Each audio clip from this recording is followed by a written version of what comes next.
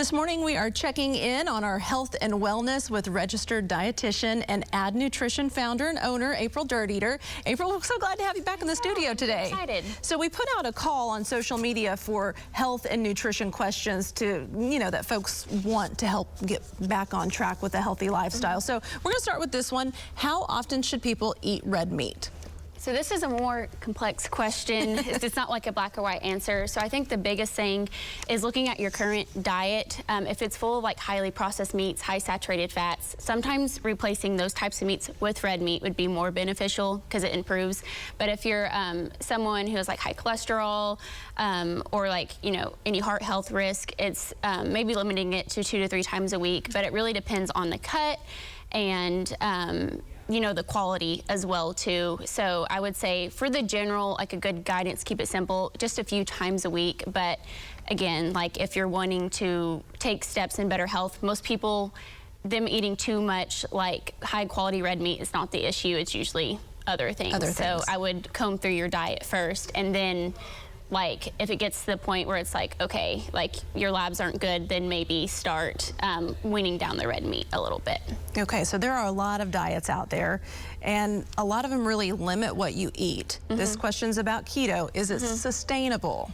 So again, like it really depends on the person. I will say I've, seen hundreds and hundreds of patients.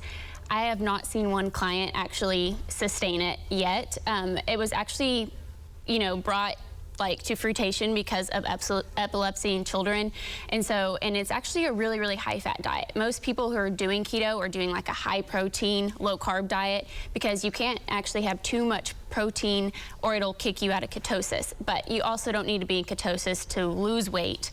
A lot of people get mixed up with it's burning fat with body fat, but it's actually the dietary fat you're consuming. So it's burning that for energy. It's not burning your body stores. You still have to be in a calorie deficit, no matter what diet you're on. Okay, so it's burning maybe the fat you don't want burned. Yeah, the one you're consuming, like if you're eating the avocado, the high fats, like that's what your body's using. It's not using your body fat stores unless it really comes down to your calories at the end of the day still. What about vitamin K? Where do you get it?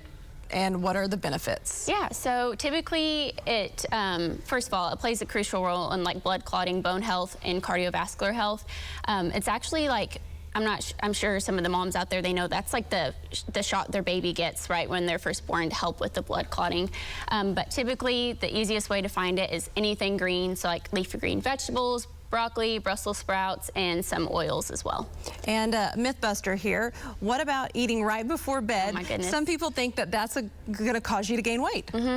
So our bodies just don't magically like metabolize things differently because the time clock. Our body's not like, oh, it's 9 o'clock, like I'm done doing my job. It still comes down to the calories you eat at the end of the day. However, one caveat, like if you cut your eating window down, like if you're not snacking till 10 p.m., the thing that's gonna happen is you're probably eating less calories. It doesn't come down to you're eating at 9 p.m., so now your body's gonna use that as gaining, you're not gonna gain weight because of that. It's because you're more likely to eat more calories, but still, again, comes down to the amount of calories you're eating, so. It all comes back to that. Yeah. Okay, so you've got some changes with Add Nutrition. You've now opened an office, or you're opening an office to do in-person visits. Yes, yep. I've been primarily online this last few years, and I feel like I was kind of missing that in-person touch. So I started a group program online. So I'll be launching that once or twice a year to still have that online help. And then I have my in-person in Tahlequah, and I am working on getting insurance certified so I can begin taking insurance and bring more people in person and help the local community. So I'm super excited. That'll make a big difference. If you'd like to learn more about April and Add Nutrition and the program that she offers, we'll have it linked over at newson6.com. Thanks, April. We'll see you back in a couple months.